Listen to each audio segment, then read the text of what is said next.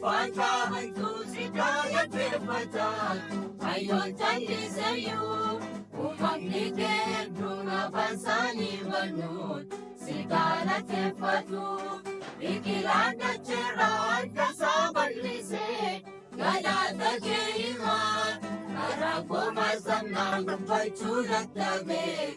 Abang ko sa misa, kami naluksin.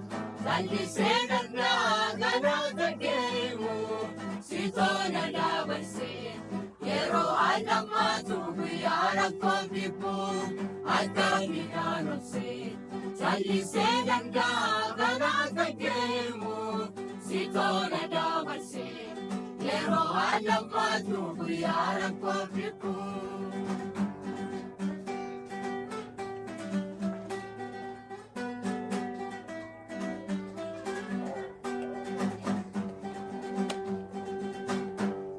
Ikasapan norat pagtulog sana tu, natiada tama, tasanirang pagduguyan kay kapasit, sa gabanit pina, pajat niwari kung sibirat ang bait, nasisigod ka na, kalupo ka paruang niyap kaketi, meres sumadira at kami naluksin.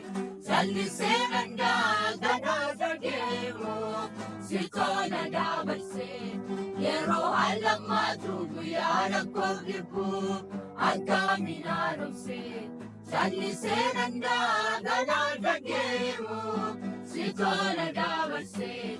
Pero alam matuguyan ang pagripo.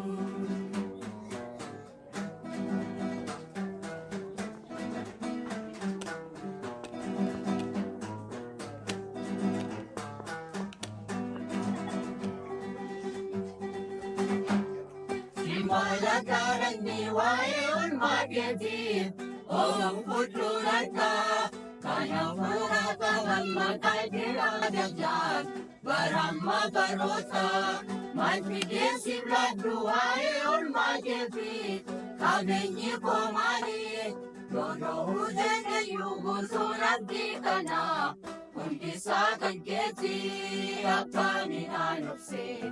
Sandisin ang nagalagagay mo, sito na dawasin.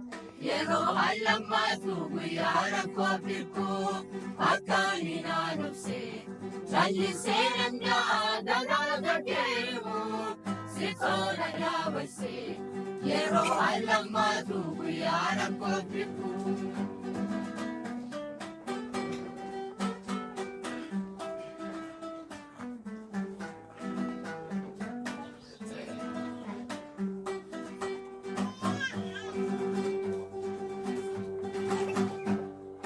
Lado ako para nagumamatu, kabener bisungkit, paise na iberpayin ang sungkit, o piket at fatek, o rinimpi sa buha paninebison, sito na pilatit, galata kenimang malabot nero, parang magalota, at paninaloksin.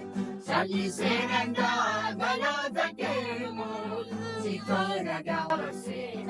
Pero ay nagmatuguyan ang kopil ko, at kami nanumsin. Salisin ang galagagay mo, sito na gawasin. Pero ay nagmatuguyan ang kopil ko.